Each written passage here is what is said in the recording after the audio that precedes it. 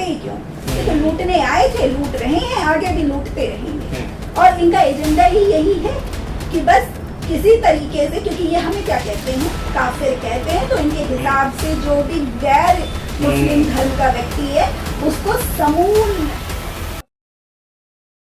धर्म की बात तो वो कहते कुछ हैं और करते कुछ हैं। अब मैं तो खैर उनके धर्म के बारे में बहुत ज्यादा नहीं जानती हूँ, ना ही मैंने कुरान कोई पढ़ी है, लेकिन हाँ इतना तो जरूर मुझे भी विश्वास है कि कुरान किसी भी धर्म का, अगर सच्चे अर्थों में लूँ तो कोई भी धर्म किसी को पूर्णतया गलत करने को नहीं सिखाता होगा, न मेरा धर्म, न आपका धर्म, न क्रिश्चियन धर्म, न ये एक व्यवहारिक तौर पे अपनी सुविधा के अनुसार बनाई गई प्रक्रिया या प्रारूप है, प्रावधान है कि जिसको कुछ धर्म के ठेकेदारों ने,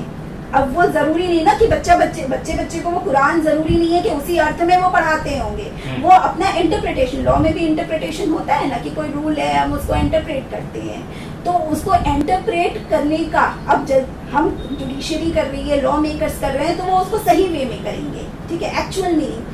दे आर व्हाट डूइंग कि वो अपनी सुविधा के अनुसार इंटरप्रिटेशन करते हैं, उनके हिसाब से वो धर्म के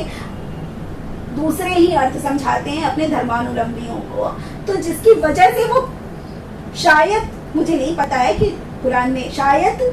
हो सकता है कि कुरान ना कहता हो, लेकिन उनकी स्वार्थ सिद्धि किसमें होगी कि वो क्योंकि उनका तो एक एजेंडा है ना। आप अगर पूरा इतिहास अगर आप पढ़ोगे तो इनका तो एजेंडा ही है, फिर अगर ये एजेंडा नहीं होता तो ये अरब से हिंदुस्तान आते ही क्यों? ये तो लूटने आए थे, लूट रहे हैं, आगे भी लूटते रहेंगे। और इनका एजेंडा ही यही है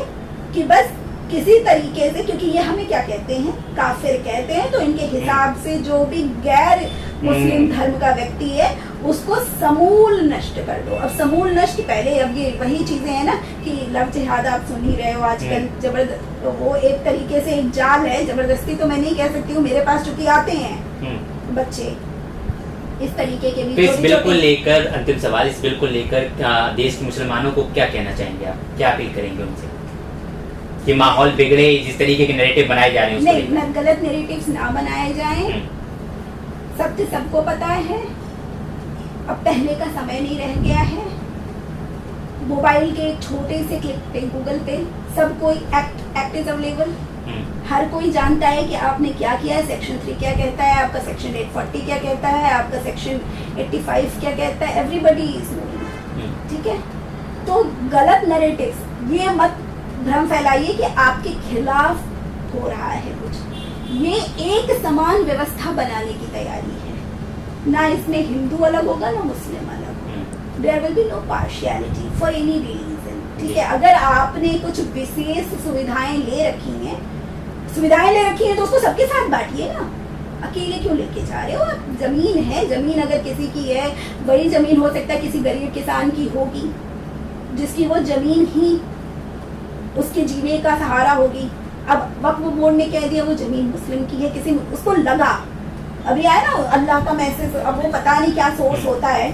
उन्होंने कह दिया वो जमीन छीन ली गई, अब वो बेचारे किसान के पास तो कोई अवसर नहीं है। तो आप वो चीजें गलत नैरेटिव बनाने से, अभी हिंदुस्तान का बच्चा जागरूक हो चुका है, एवरीबडी इज नोइंग, हर किसी को नॉलेज है कि आप क्या कर रहे हो, विपक्षी गण क्या कर रहे हैं, तभी तो अगर मैं ये नहीं कहती एवरीबडी शुड हैव अपॉर्चुनिटी, सबको आना चाहिए, और मैं ये भी नहीं कहती कि एक ही सरकार बार बार आए, मैं ये भी नहीं चाहती, लेकिन अगर आप, क्योंकि आप एक तरफा आप ये कह रहे हो कि माइनॉरिटी की, अभी क्योंकि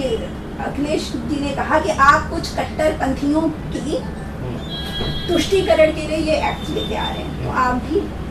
उन्हीं कट्टरपंथियों की तुष्टीकरण के लिए विरोध कर रहे हैं। तो ये सभी को जागरूकता होनी चाहिए कि किसी भी एक पक्ष की तुष्टीकरण के लिए आप माइनॉरिटीज की तुष्टीकरण के लिए मेजॉरिटी को कहो कि वो सफर करें, तो दैट इज नॉट ओके।